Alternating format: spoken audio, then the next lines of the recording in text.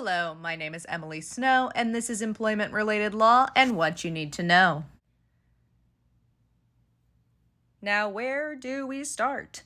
It's time for a refresh on what everyone loves most, law. More specifically, in this training, we will be going over the laws that protect both the employees and the company as a whole. Now, after going through this presentation, we expect the management team, both new and experienced, to have a better understanding of fair labor practices such as avoiding potential discrimination, harassment, and/or hazardous work environments. Now, we are mostly just going to be looking at the actual factual laws and acts. The ones we will be going through will be covered on the next slide. Take you some time to look.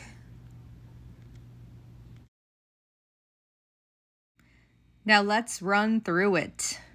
The following are the employment-related laws that we will be taking a deeper dive into, including the ADA, also known as the American Disabilities Act, the Equal Pay Act, the Family Medical Leave Act, also known as FMLA, the Fair Labor Standard Act, the Employee Federal Compensation Act, also known as FECA, and the Occupational Health and Safety Act, with a side mention of the Occupational Health and Safety Administration along with it. First, we have the Americans with Disabilities Act.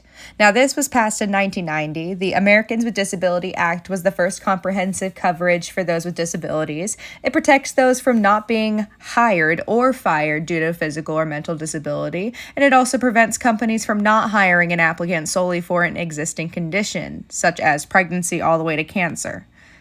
Now, who must abide by the ADA? Now, this is all employers, including state and local government employers with 15 or more employees after July 26th of 1994. Now, those people must abide by the ADA. Now, some employees covered by the ADA might struggle a little bit with some certain tasks, and that's totally fine, because if an employee hired cannot perform job required tasks as per usual, a reasonable accommodation is required from us. Now, this could be anything from modifying workplace devices, modifying employee hours if part-time to be easier for them, or even modifying a workplace to be more accessible. And we could do this simply by putting a chair in a place for an employee to sit down when they normally would be doing the job standing. Following the ADA, we have the Equal Pay Act. Now, we never want our employees to feel inferior based on their gender, and the Equal Pay Act ensures that on the federal level. Now, it was passed in 1963 in order to eliminate the gender pay gap. Now, we want to make sure there is no difference in pay between our male and female employees who work on the same levels. We know that to this day, there is still a gender pay gap of around 82 cents on the dollar that every man makes, which is not fair. If anyone reports this to us, we need to make sure that we are taking these complaints incredibly seriously, as we do not want to violate the Equal Pay Act. And needless to say, if there was a confirmed gender pay gap, that would be terrible for the company's reputation. Now, next is the Family Medical Leave Act. Now, this was also passed in 1993. The FMLA is there to help employees maintain a work-life and family life balance by letting them take unpaid leave to help family for personal or family medical reasons. Now, when is an employee eligible? The birth or care of a new baby would make them eligible. Same with getting a foster child. To care for their partner, child, or parent who could be severely ill. A health condition that is serious enough to impede an employer's workplace functions.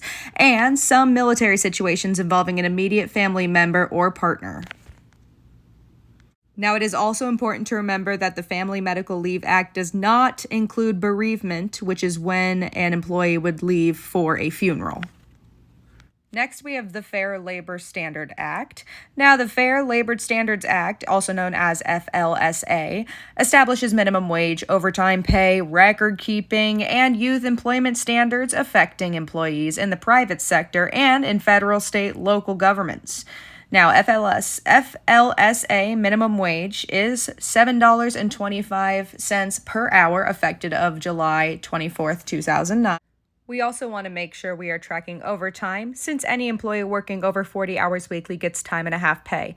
The Fair Labor Standards Act also includes hours worked, which ensures proper pay for the amount of time clocked in and out, as well as record keeping, including both time and pay records for our employees. Following the Fair Labor Standards Acts, we have the Federal Employees Compensation Act. And the Federal Employees Compensation Act, also known as FECA, provides workers' compensation coverage for employment-related injuries and occupational diseases. Now, these benefits do include anything from wage replacement, payment for medical care, medical and vocational rehabilitation assistance, and survivor's benefits. And to go along with survivor benefits, they can also look into the Department of Veterans Affairs. Next, we have Employee Retirement or Income Security Act. ERISA is a federal law that implements standards for certain employer-sponsored retirement plans. ERISA also prohibits fiduciaries from misusing funds and also sets minimum standards for participation and funding of retirement plans. It also grants retirement plan participants the right to sue for benefits and breaches of fiduciary duty. Regulations and standards established by ERISA also attend to employer-sponsored healthcare plans. We want to remember that having retirement plans is something important to many, if not all, of our employees, and these benefits are what retains our employees as well. So I like to think of, repeat retirement retains. Have my personal favorite, which is the Occupational Health and Safety Act. Now, the Occupational Health and Safety Act was passed in 1970 to keep workplace safe and reduce workplace-induced sickness, injury, or death. Now, this is actually looked over by OSHA. OSHA is different. That is the Occupational Health and Safety Administration. They are in charge. They have a lot of people come to different workplaces to check and make sure that workplaces are maintained for safety. We want to make sure that OSHA violations aren't happening because that is a lot of money, and that our employees are important to us. We want to make sure our employees are safe. In summary, if we take better care of our employees, they will take better care of us. We do not want to violate any of these laws that keep our employees covered. We want to reduce incidents because that costs us both financially in time and with the loss of workforce. And we want to keep a good reputation to ensure good businesses and employee retention. Now take it with you. Congratulations. You hopefully have a better understanding of the laws that keep both our company and employees safer, happier, and healthier. We hope that with the information learned from this presentation will be used when consulting with employees in any situations.